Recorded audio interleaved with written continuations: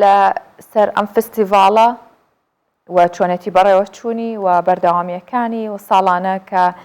فستیڤالێکی لەو شێوەیە لە شاری کەرکووک ئەنجامە درێ زانیاری زیاتر ئێمە میوانداری بەڕێز ئالان هیوامان کردووە کە ئەندامی لیژنەی باڵای فستیڤاڵی شانۆی کەرکووکە و بەشێکی ڕاستەوخۆ لە کەرکووکەوە لەگەڵمانە بێت بەڕێز ئالان سڵاو لێبێ و پیرۆزبایی و لە هەمان کاتیشدا دەستخۆشیتان لە یەکەین بۆ ئەو فستیڤاڵای گەورەی کە لە کەرکووک بۆ ماوەی 3 ساڵە ئێوە کاری تیاکەن و وەکو ئاماژەشتان پێکردووە لەگەڵ ئەو هەموو ئاستەنگەی هەیە بەردەوامن. بەردەوامی فستیڤالێکی لەو شێوەیە لە کەرکووک چی وای لێ کردووە یاخود چی وای کردووە کە فستیڤالەکە بەردەوام بێت؟ سڵاوتان لێبێ و بەیانیتان باش و بەیانی لە کوردستان 24 و بینەرانی کوردستان 24 باش. هەڵوەتا بوونی فستیڤالێکی کوردی بە ناوی فستیڤاڵی شانۆی کەرکووک بە بەشداری 4 پارچەی کوردستان خۆی لە خۆی ئاستەنگێکی گەورەیە کە لە شاری کەرکووک ئەنجام بدرێ. کێشە و بربەست زۆر هاتە پێش بۆ تاکو و دوا ساتی ئەنجامدانی ئاهەنگی دەستپێک، بەڵام توانیمان بە هاوکاری بەڕێوەبەران و بەرپرسانی ئەمنی و حکومی شارەکە و بەڕێز وەزیری ڕۆشنبیری زاڵ بین بەسەر ئەو کێشە و بربەستانە. هەڵبەتە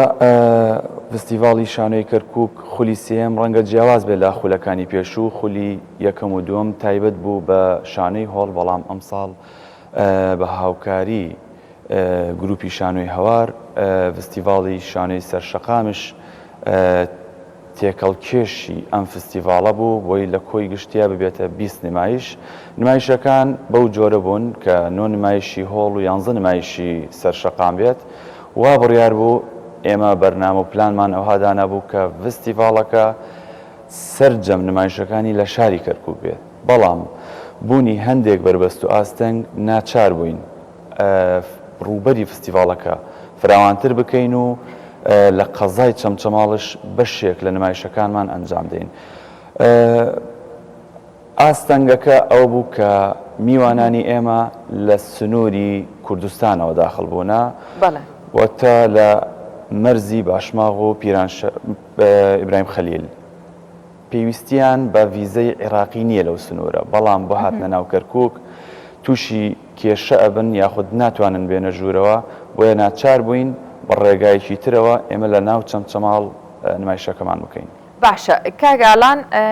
بۆ چارەسەرکردنی و کێشەیە هەڵبەت ئەو ڕێگەیەتان دۆزیێتەوە، کەواتە شانۆکار لە چەند وڵاتەوە یاخود لە چەند شارەوە هاتن و بەشداری فستیڤاڵەکان کرد؟ نمایشەکانی هۆڵ بریتین لە 2 نمایشی ڕۆژئاوای کوردستان و 2 نمایشی ڕۆژهەڵاتی کوردستان و 2 نمایشی باکووری کوردستان و 2 نمایشی کوردستانی خۆمان و هەروەها ئێمە ساڵانە وەک نریتێک ئێمە نمایشێک لە شاری بەغدا دێنین وەک میوان لە دەرەوەی پێشبڕکێ بەشدار بێت. باشە زیاتر ئەو بابەتانەی کە ئامادەتان کردووە لە چوارچەوەی شانۆدا جەخت لەسەر چیە کاتەوە؟ بابەتەکان گشتگیرن یاخود دیاری کراون؟ هەڵبەتەن مایشی شانۆین ئەوە وەرکشۆپمان هەیە و پانێڵمان هەیە و دانیشتنی ڕخنەییمان هەیە، بەڵام وەک ئاماژەم پێکرد سەرەتا ئەو سیستەمە گۆڕانکاری تیاکەوت، واتە ئێمە بەشێکی لە شاری کەرکووک ئەنجامەدەین و بەشێکی تری ئەتوانم بڵم بەداخەوە بە ناچاری لە قەزای چەمچەماڵ ئەنجامەدەین، واتە ئەوە کەمکردنەوە نییە لە قەزای چەمچەماڵ بەعکسەوە هەور بە شاری خۆمان ێزانین، بەڵام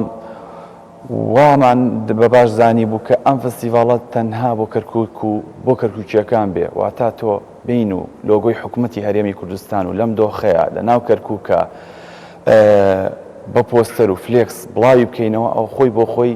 نامەیەکە بۆ ئیثباتبوونی کوردستانیەتی ئەم شارە. کەواتە لە ڕووی نەتەوەییەوە لە ڕووی کوردایەتیەوە ئێوە زیاتر جەختتان کردوتەوە، ئەمە ژوای کردووە کە هەموو پێکهاتەکان لە کەرکووک بەشداریان تیا کردبێ و بۆ تۆخکردنەوەی ئەم بابەتە؟